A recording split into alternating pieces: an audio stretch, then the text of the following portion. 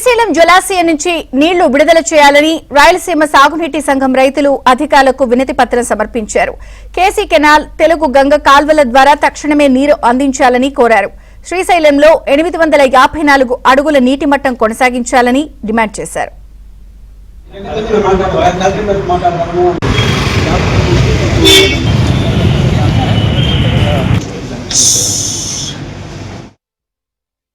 Telugu Ganga, SRBC, KC canal రైతులమంతా వచ్చాము.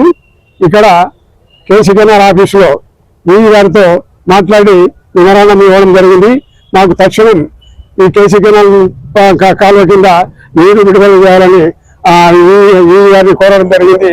అట్లాగే తెలుగు గంగా ఈవీ గారిని ఆర్మీ కూడా తక్షణం తెలుగు గంగకు నీరు వదిలి రైతులను పంటలను కాపాడాలని, రైతులకు తాగునీరు కూడా లేదు కాబట్టి పశువులకు మనుషులకు తక్షణం వదలాలని వారిని కోరడం అయింది.